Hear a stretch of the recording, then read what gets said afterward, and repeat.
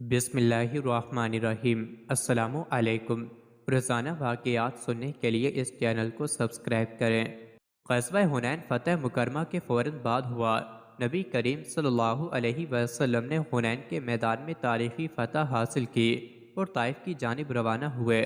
غزوہ طائف کے بعد آپ صلی اللہ علیہ وسلم اپنی اونٹنی پر سوار حنین کی طرف واپس تشریف لا رہے تھے۔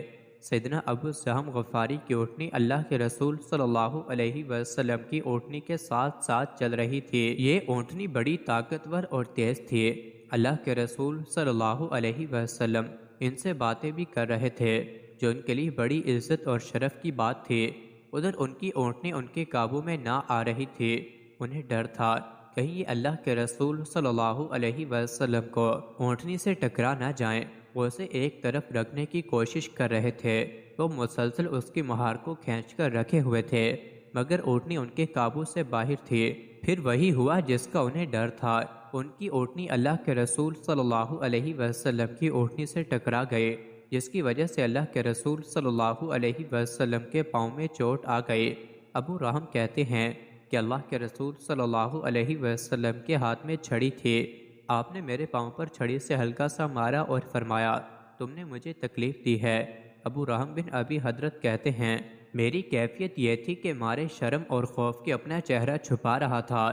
میں سخت پریشان اور شرمندہ تھا اور سوچ رہا تھا یہ میری بدقسمتی ہے کہ میری وجہ سے اللہ کے رسول صلی اللہ علیہ وسلم کو تکلیف پہنچی۔ میں سوچ رہا تھا کہ میرے بارے میں قرآن میں آیت نازل ہوگی اور اس میں میرے لیے عذاب کا حکم نازل ہو جائے گا کیونکہ میں نے رسول اللہ صلی اللہ علیہ وسلم کو تکلیف پہنچائی ہے۔ جب ہم اپنی رہائش گاہ پر اترے تو میں نے اپنے ساتھیوں سے کہا سنو میں تمہاری سواریوں کو چرایا کرتا تھا لیکن آج میں چرانے سے معذرت خواہ ہوں، گھر سے چلا گیا۔ میں جب شام کو واپس آیا تو میں نے اپنے ساتھیوں سے پوچھا کوئی میری تلاش میں آیا تھا؟